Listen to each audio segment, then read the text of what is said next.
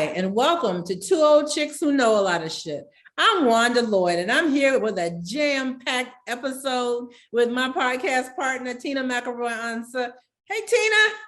Good child. Hey, Wanda, how you doing? You've been traveling a little bit, huh? We've been busy too. Oh, but yeah. You've been traveling for a good thing, for a fun thing. Tell us about it. Yeah. You know, just very briefly, I went to Greensboro, North Carolina to the Greensboro Bound Literary Festival. And it was the first time I've actually been physically to a literary festival. I've done lots of literary festivals, several virtually, but this was my first time actually showing up in the place. So it was just a lot of travel over the weekend, and you know, I'm back. So I got a little rest Sunday night. I'm good. Good. And then the other thing was my daughter, I don't think we've been on since then. My daughter gave me a Mother's Day gift. Shelby gave me a Mother's Day gift, a private photo shoot. So I had my photo shoot, and it was just so much fun. The photographer showed up and shot it in the backyard, and I got to change. Did you put on makeup, Wanda? I put on makeup. Yes, I did. In fact, Shelby talked me through the makeup on the phone because the shoot was early in the morning, so I didn't have time to go somewhere or have somebody come in and do it.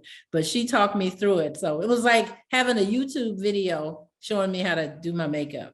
Absolutely, by somebody who knows what she's talking about. That sounds fun. I was in there wetting brushes and brushing things on my eyelid and all kinds of stuff. And you look very good too. The pictures look great. Yeah, they're good. Yeah, thank you. So Tina, we have a couple, not one, but a couple of big announcements to make on this episode.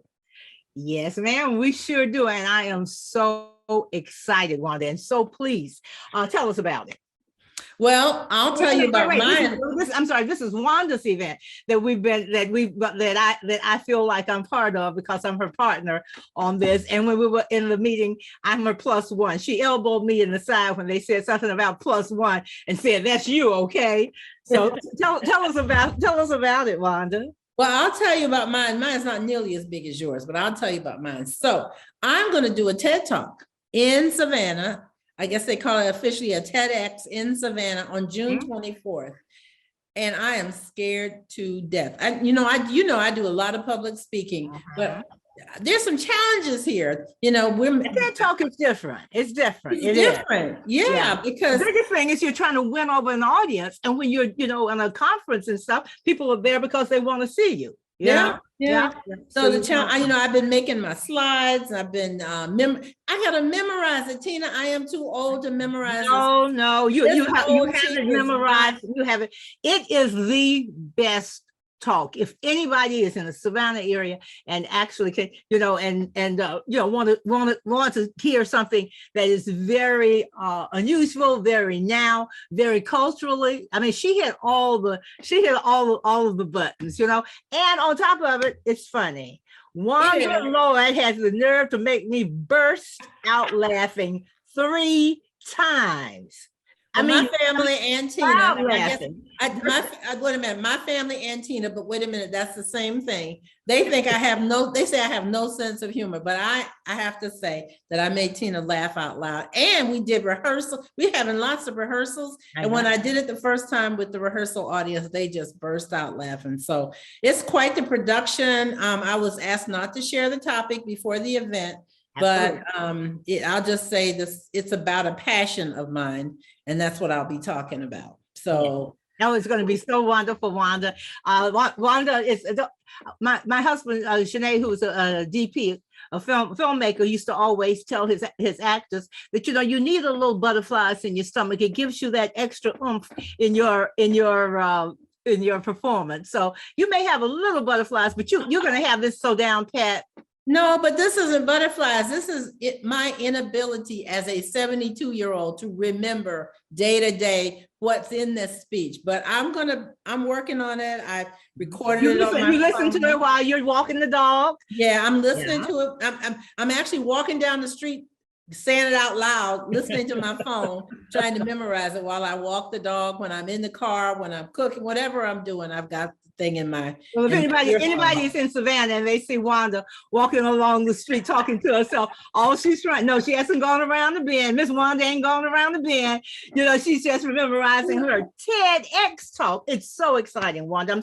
I'm so proud of you. I'm so proud of you. You're gonna do a great job. Yeah, yeah. So tell us about your big news. Well, we have some huge news, and we've been wanting to share it for a good while, and that is that we are reviving the Sea Island Writers Retreats. I founded the Sea Island Writers Retreats in 2004 on Sapelo Island, and we've had them all the way through like 2010. And then I did some on the road, but I just didn't have the boots on the ground. You know, I didn't have all the people who, you know, who make all the things work, all the people behind the scenes. And so we were encouraged to do it by two young women, two young creatives, and they said that they would help. And so we said, okay. And we got along, and all of a sudden we have this wonderful supporter. We had, you know, we were just doing it on our own. We found a place. It's on Tybee Island. It's going to be on Tybee Island. Off the coast of Savannah, right near Savannah. Mm-hmm. One of the sea islands that, you know, the string of sea islands is very important to us. Place, we talk about place a lot, but the fact that it's here in the sea islands is very important. And we will talk, maybe we'll talk about that, you know, a little bit more later on. But I'm just going to give you a little few things that high points that we're going to have.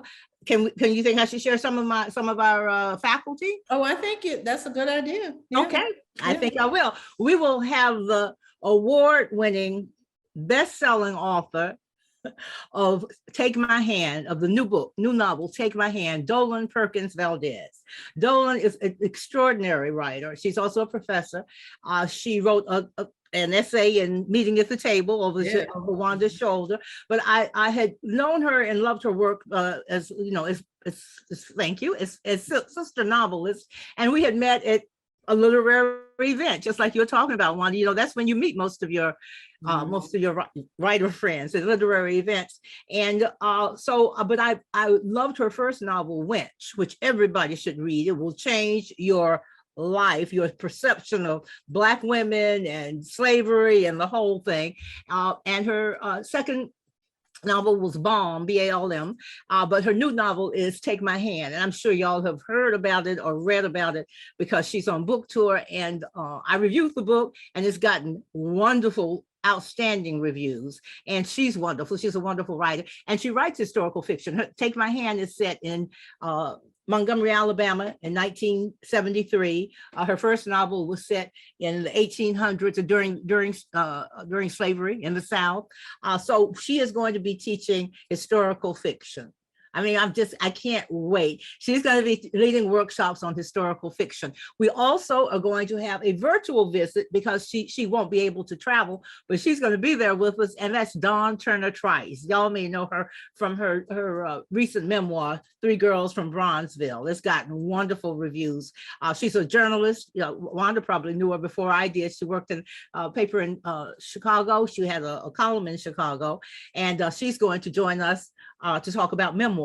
So we have historical fiction, we have memoir, and we have, the award-winning the award-winning actress and playwright, Regina Taylor. Y'all may know her from Lovecraft Country. She played the grandma who went up in flames with the main character, Jersey, and she's been in many things. That's the first thing I remembered her in was I'll Fly Away. I don't know if y'all are old enough to remember that TV series, but that was the first thing. And I loved her so much. And I followed her and fangirl and sent her some books and just wanted to know just how extraordinary I think she is. And I also knew that she's a playwright. And she really probably thinks of herself as a playwright first before an actress. And she's going to be teaching playwriting. She's going to be doing a session on folks who are playwrights can give a few pages to submit some pages, and then she will be talking to us about them and going over them and just telling us how to build a character. That's the other thing we want her to do. A lot of people are writing screenplays now, but even if you're not writing a screenplay, if you're writing anything that has a character, a novel, even Wanda found out that even memoirs, you have characters of such in them. So she's that you have to develop their she's Yeah. going to teach us about playwriting and about developing the character from the bottom up. And maybe just even from the actress's viewpoint. If we have people writing, we will have people writing screenplays, and from the actress's viewpoint, that's a wonderful thing. So our website is up. It is Sea Island Writers Retreat.com. .org. Thank you. I knew that was wrong. .org. And hopefully we have all the information on there where you can sign up, where you can, we will tell you what it's about. If you don't know what a writing retreat is, which we found out that everybody doesn't know, it tells you exactly what it is, what you will learn, who are the people who should apply.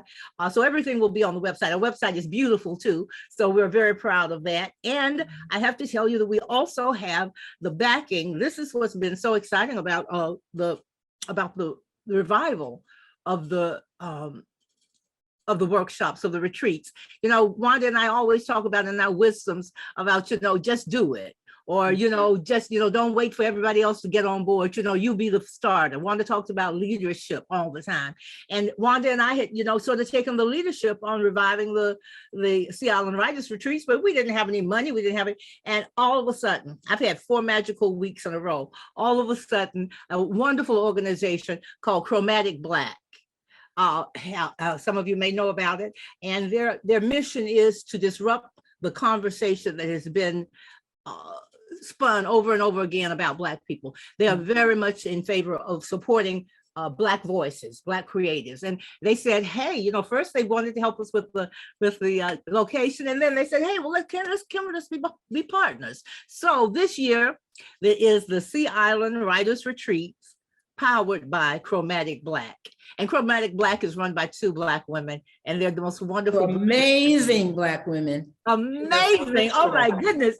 And one of my little schoolgirls has turned us on to them. It's just such a generous thing for her to do, to introduce us. And ever since we've been together, we've been going full tilt Molly, all the way to videos and makeup, hair. Well, yeah, but so the other night, we have to end with this because we have a wonderful guest for you also. But I will say this, the other night, I was sitting at the table Sunday, a couple of nights ago, and I saw an email come through to Tina and me, and the subject was hair plus makeup plus wardrobe. And I went, what the heck?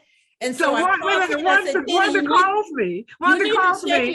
You need to check your email, Tina, because I think they're sending somebody to us to help us with hair, makeup, and wardrobe. Tina and I don't run in the circles where somebody comes in our house and does our makeup and fixes the hair. And I'm looking at my hair. My hair is natural, it's short. What are they going to do? Tina's hair. Mine is pretty much, what it just braids. Absolutely. What Wanda said to me was, Tina, look at the last email from my girl. And I looked at it and it was hair plus makeup. And I just stood there looking, just staring at it for a while because I think my mind couldn't. So Wanda said, well, what do you think? And I said, I don't know. I'm still processing it. Yeah. So hopefully you'll really take a look and enjoy the videos because a lot of work went into it. We have a wonderful videographer. Yeah, they're sending someone to our homes. Which, let's just say videos are in production for this. So we'll see how that works out. Absolutely. Y'all hopefully y'all will be able to see it soon. Y'all will be able to see it, if not now, at least soon. Okay. And so, as you can see, I'm just so excited. I'm really over the moon about this, and the fact that we have a Black organization, 2 Black women, supporting us and being there for us, because this is important. The reason I really wanted to mention it is Wanda and I really do know the advantages of editing and the professionalism and doing things the right way and learning things the right way. I'm going to talk a little bit about that with our guest, as a matter of fact, coming up. So this was important to us to have it in an in a place that spoke to African-American souls. And that's one of the reasons that we're having it. And also that I think that it's a good place, a safe place for Black people to talk about their work. And that's not always the case.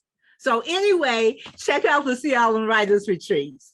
Okay, you will be hearing from us. More later about that. Later. Yeah.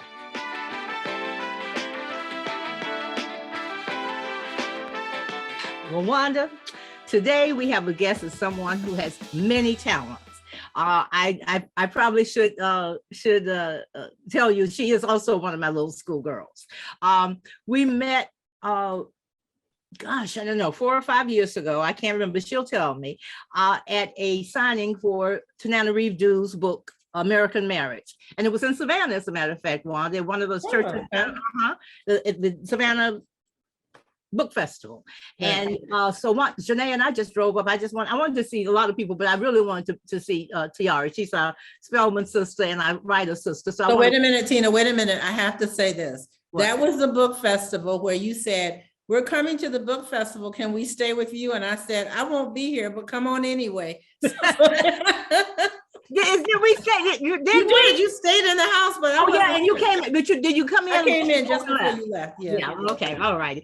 So we're at the book festival, and after the wonderful presentation by Tiari, there were a group of women, and they introduced themselves. We were taking pictures, and they said, "We're us girls, U.S. girls." I went, "Oh my goodness!" I've been following them and talking to them, and we took pictures out on the porch. I showed them how to do the S, so their bodies would look slim, and we talked. And at the end of it, one of the women said, "Well, I have a niece who has been writing a book." And I said, "Really?"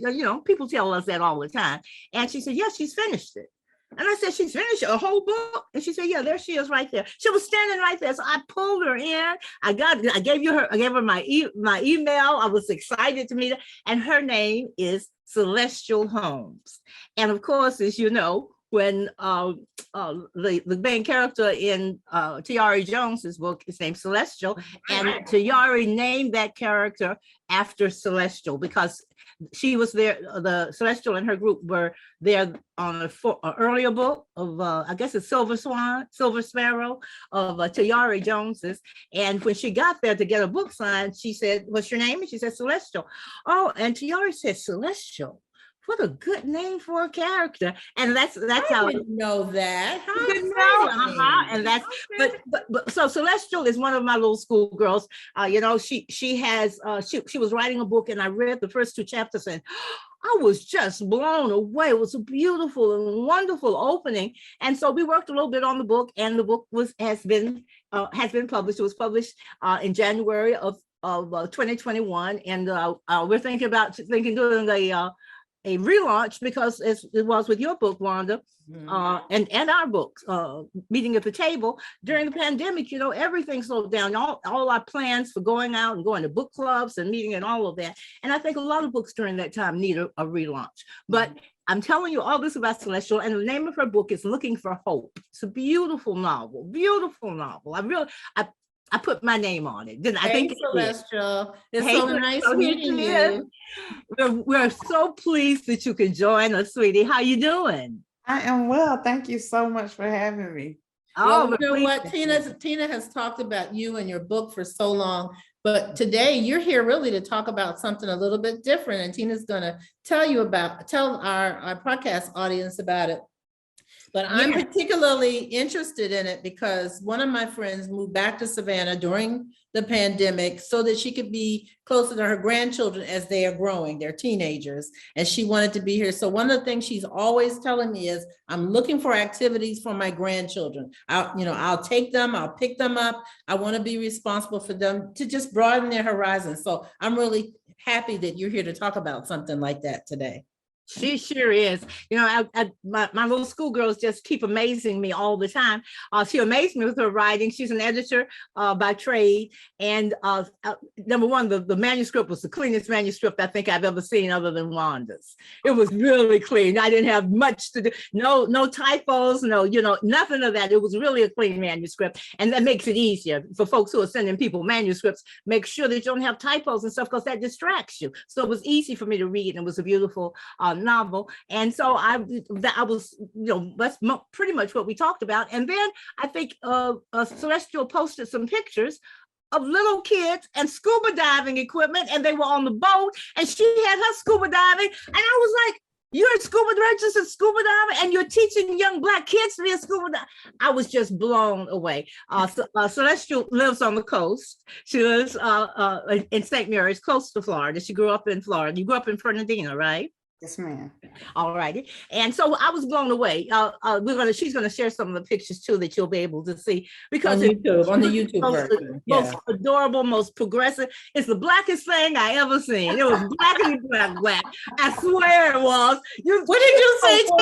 Wait, Tina, what did you say? It's the blackest thing you've ever seen. And what did you say after that? Oh, it's blackity black. That's what I thought you said. Oh yeah, blackity black. Oh yeah, I loved it. I loved it so much. So let's still tell us. Well, first of all, welcome. We haven't let you do a lot of talking. Welcome to the show. I'm so pleased that you're here. So I have so many questions. Okay, yes. And the first one, my husband is was a certified scuba diver, and I wanted to be, but I wasn't a strong enough swimmer, and I guess I wasn't passionate enough about it. I really wasn't, but because I was, I have my trepidations, and we want to talk about that as well. So how did you become certified? How did you become interested in scuba diving? And then, tell us how then you decided to spread what you know in this wonderful, unusual sport among young Black kids. Absolutely. Well, I started quite by accident. I was going on a cruise,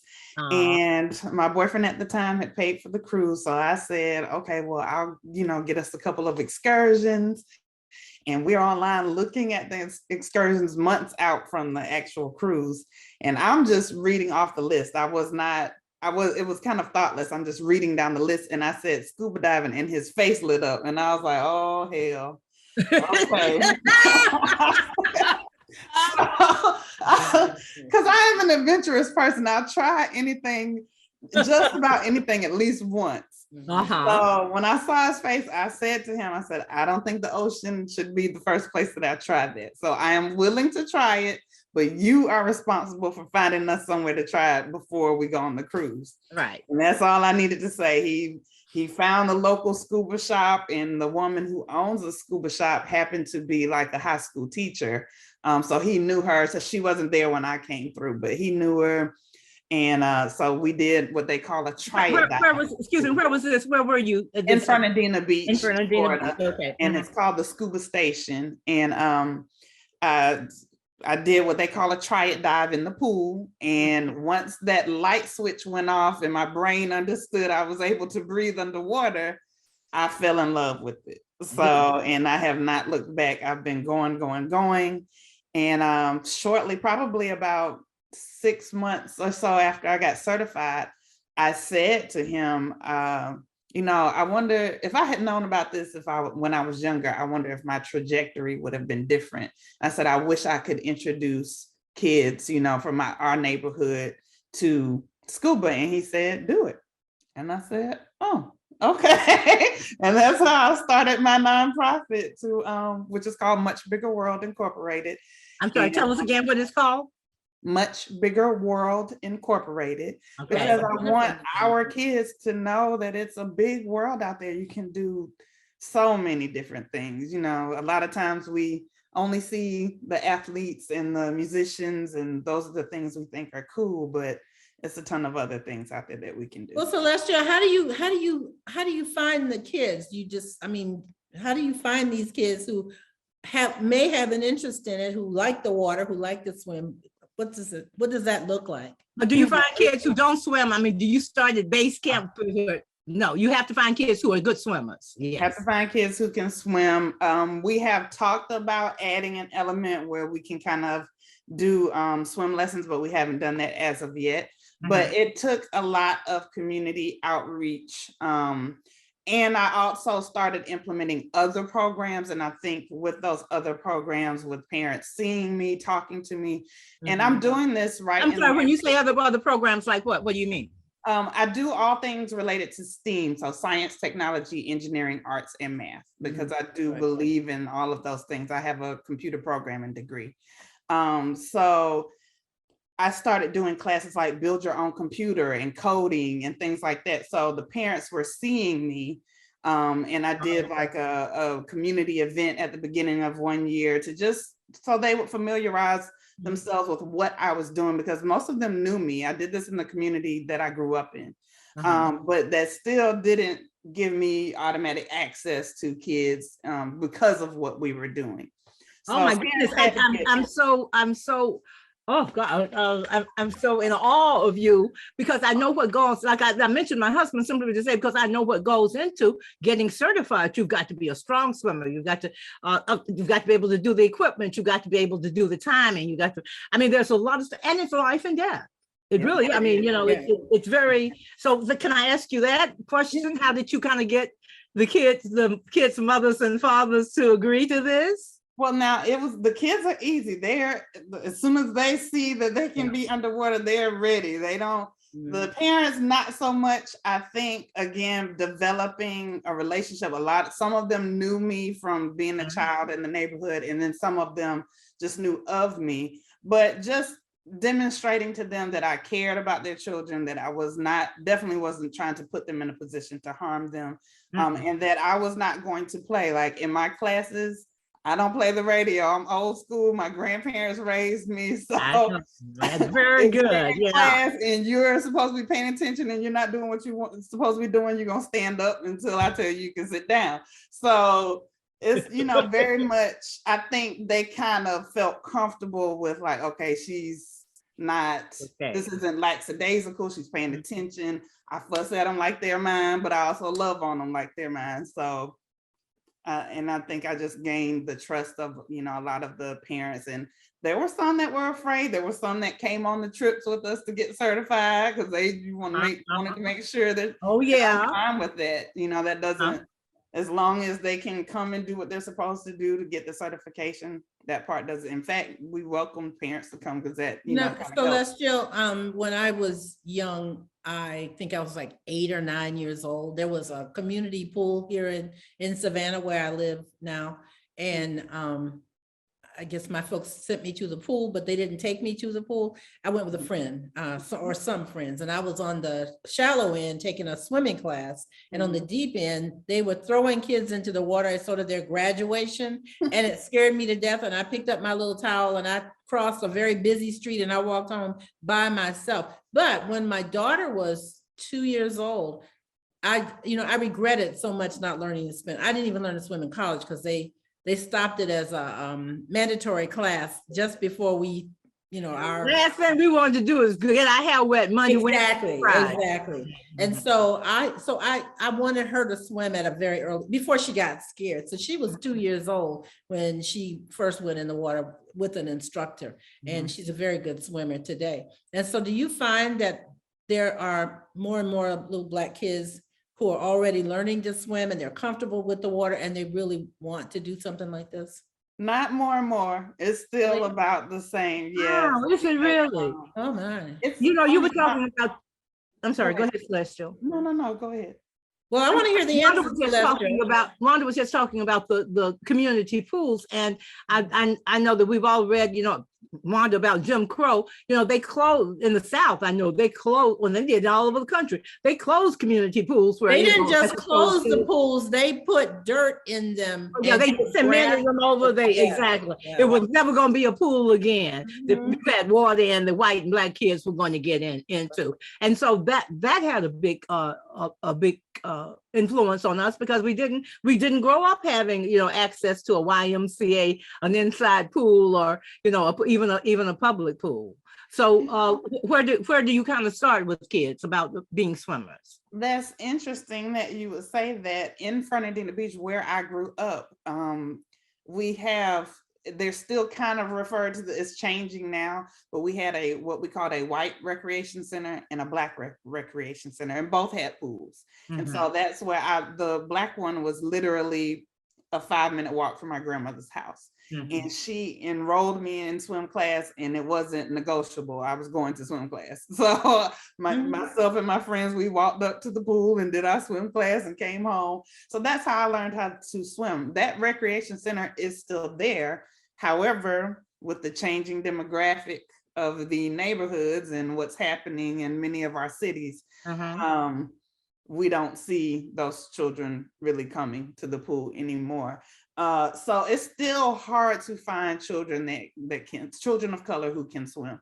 And that has been one of the biggest obstacles. Yeah. Okay, I want to ask you, I mean, but do you have another, I thought about that. I mean, some people write that it's, it's cultural and it's in our DNA. And because we were brought over, on the ocean and, there are a number of places they have Ebo landings where, there's the legend or the theory of walking backwards into the water. Do you have any thoughts about that or any way to sort of overcome that? Any advice? I don't have any way to overcome it other than I try to let them see me doing as much as possible, because like there's a whole generation before me that at that particular recreation center, the one that I went to, they had Black lifeguards, and the kids saw that, and that made them. We did too. When I came up, the lifeguards there were not Black, but that didn't deter me from wanting to swim. So I just think it helps. I say all the time, sometimes you can't see it unless you see it. Mm-hmm. And so I tried, that's one of the reasons I'm out there in that water in my gear. I want them to see me doing it so they know they can do it too. Right. Yeah. You look so badass in her gear. You got to come up. She does, boy. I'm telling you. It makes me wish I had gotten certified. You look great, and you can tell that the pictures I saw, she was the authority figure in the picture. I mean, she held herself. Honestly, I can tell what you're saying about how you deal with the kids, because you definitely are an authority figure there, and you make sure. Celestial, you talk about gear and you talk about lessons. What's the expense of this? Because this sounds like a pretty expensive hobby or thing to do. It is. What does it cost to do something like this? For my camp kids, when I run Camp Scuba, it costs them $100, and that is it. We cover the rest of the cost. We feed them during the sessions. We pay for the trip up to the Gainesville area for them to get certified, and we feed them there. So what about the gear? What about the gear? We purchase them mask, fins, and snorkel. They walk away and that's theirs. Everything else is rented. They get to take it with them. Okay. Mm-hmm. And but everything else is rented. Now in real life, it is a very expensive hobby. But in most cases you can rent the most important gear. But because I am what my grandmother used to call nice nasty, I had to buy all my own stuff.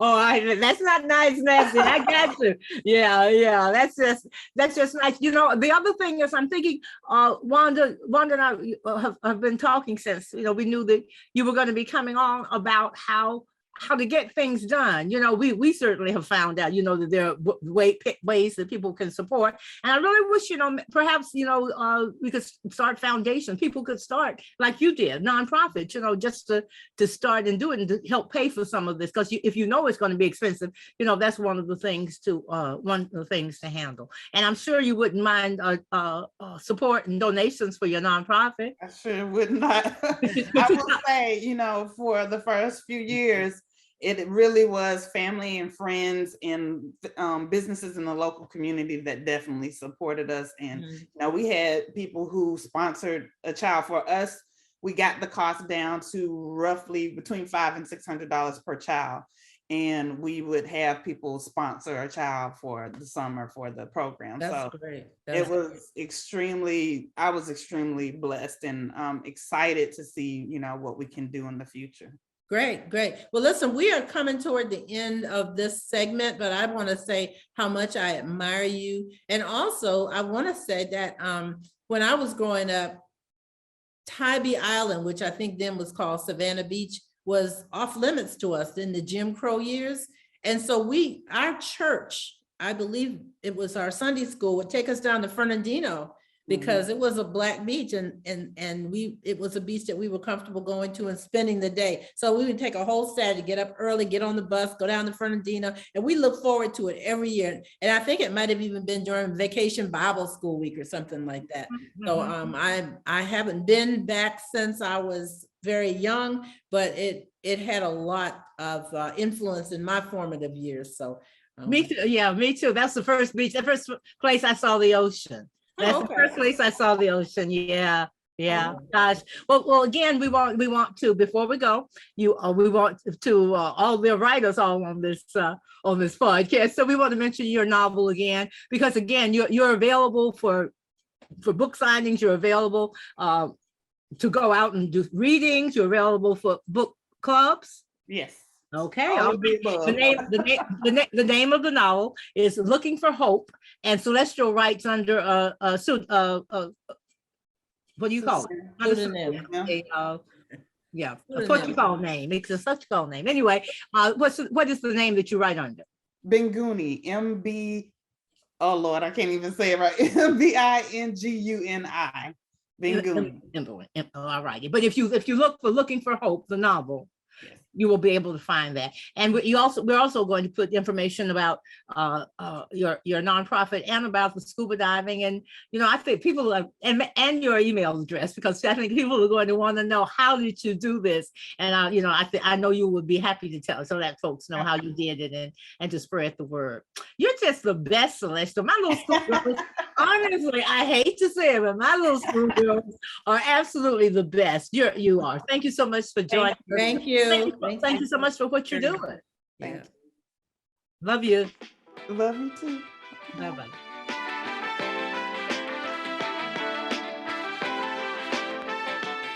Okay, well, Wanda, I think it's time to drop some wisdom. Okay, we're gonna do that.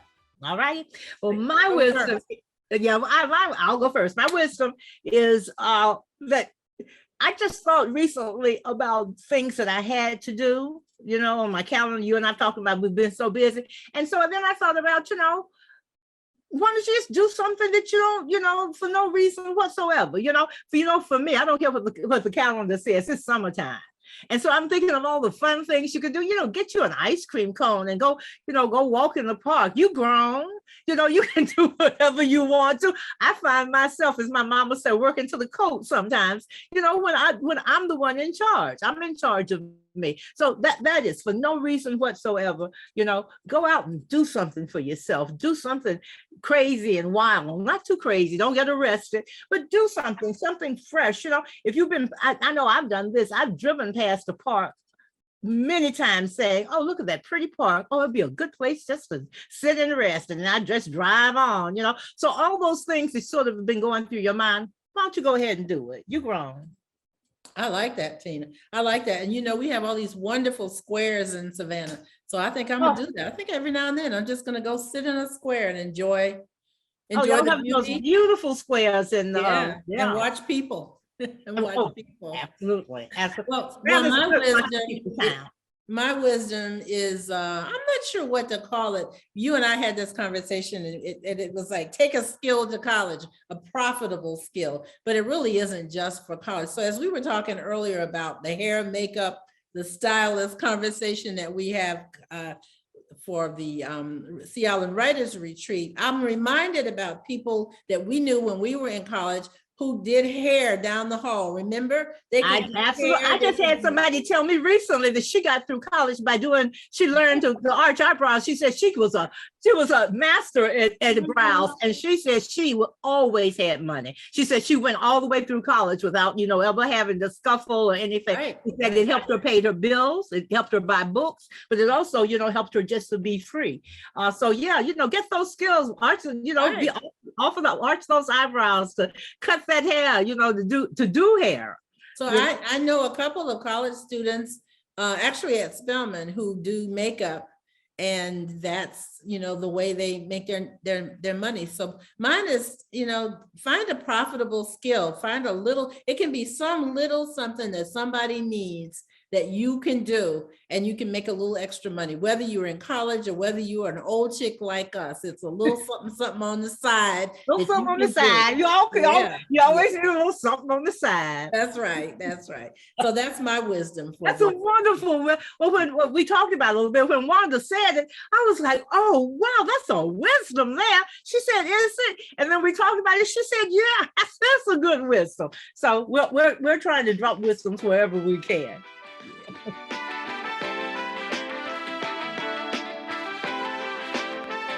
Well, Wanda, before we say goodbye today, we've had a jam-packed show, haven't we? Absolutely. Podcast. Absolutely. We want to remind everybody about the upcoming Sea Island Writers Retreat. My big news, go online, see what it's about, see who's going to be there. I told you some of the good folks are going to be there. I'm going to be doing a workshop, one of the workshops as well in editing, which is very, very important. And so, we want you to check it out. It's for it, if it's for you, it's for you. I guess I'll say that, things will come together and make it for you. And we'll be updating, soon with more information about the retreat and, how the progress is coming along, how our videos went, right, Wanda? That's right. Hair, makeup, and wardrobe, girl. Also, if it's not for you, maybe a young person who is an aspiring writer or someone who has started a writing project. So we want you to spread the word about it. And also, all you have to have is a project that you're working on, a work in progress. And that doesn't mean notes. That doesn't mean it's all in my head. I just got to write it down. That means pages, because we're going to ask for pages. Right. And also, we want to remind you to subscribe to Two Old Chicks on Spotify and YouTube, and tell others about our podcast. So we've had a great episode, Tina, and sure have. It was wonderful. All right, well, we'll see y'all soon. Take care.